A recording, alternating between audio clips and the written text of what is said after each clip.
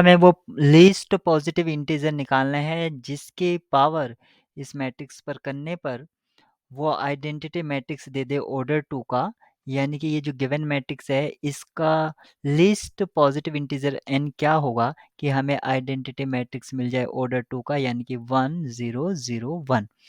तो सबसे पहले हम यहाँ पर एंगल देख रहे हैं कि π/4 यूज़ किया गया है, इसको लेट कर लेते हैं थीटा ताकि हमें सुविधा रहे। और कुछ रूल्स को हम देख लेते हैं, मैथमेटिक्स के कुछ ट्रिग्नोमेट्रिक फार्मूलेज हैं। तो सबसे पहला फार्मूला है साइन ए प्लस बी का, ये होता है साइन ए कोस बी, साइन ए कोस बी प्लस कोस ए साइन बी।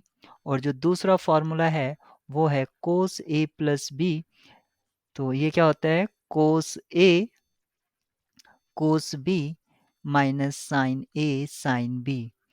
तो ये दो फॉर्मूले इस प्रॉब्लम में यूज़ होंगे। तो यहाँ पर अगर मैं मैट्रिक्स ए मान लेता हूँ और π/4 की जगह थीटा, तो ये मैट्रिक्स हो जाती है cos theta minus sine theta और साइन थीटा कोस थीटा। इस तरह से ये 2/2 का मैट्रिक्स है। और सबसे पहले क्योंकि मुझे ऐसे पावर देखनी है तो सबसे पहले मैं स्क्वायर करके देखता हूँ इस मैट्रिक्स को इसी से, कोस थीटा साइन थीटा और minus sine theta cos theta. तो जब मैं स्क्वायर करता हूँ तो मुझे क्या मिलता है,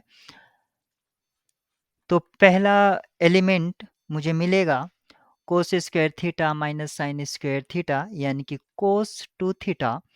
दूसरा एलिमेंट मिलेगा row wise cos theta sine theta plus cos theta sine theta, तो ये हो जाएगा साइन 2 थीटा।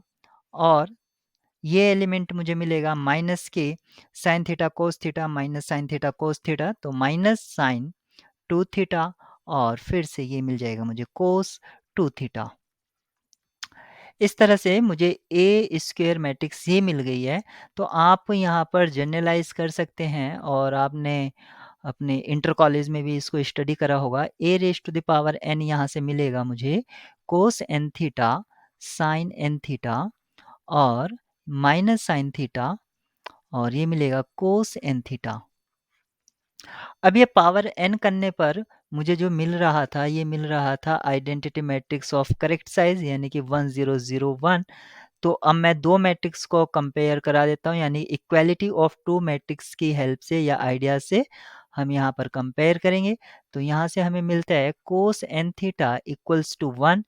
और कोस का ग्राफ आप जानते हैं कि इवन पाई का जब वो मल्टीपल होता है तो इवन पाई मल्टीपल पर ये 1 वैल्यू देता है। तो हम मान लेते हैं कि एक 2m इवन में कंसिडर कर लिया, जब वो 2m होगा तो n जो है जब वो 2m टाइप का होगा तब हमें वो 1 वैल्यू देगा। तो हम रख देते हैं यहाँ पर cos n theta equal to cos 2m pi, और हम यहाँ पर थीटा की जगह π/4 भी पुट कर देते हैं। तो cos n π/4 equal to cos 2m pi. यहाँ से आप देख सकते हैं कि n π/4 equal to 2m pi, और पाई से पाई कैंसिल आउट हो जाता है। n का वैल्यू जो आता है वो 8m आता है। अब आप कोस के ग्राफ से यहाँ पर ये आइडिया निकाल सकते हैं कि आपका जो ग्राफ है वो 1 वैल्यू कहाँ पर देता है। तो m का वैल्यू 0 हो सकता है, 1 हो सकता है। तो जब m का वैल्यू 0 रखेंगे तो ये n इक्वल्स टू 0 आएगा, और 1 रखेंगे तो 8 आएगा।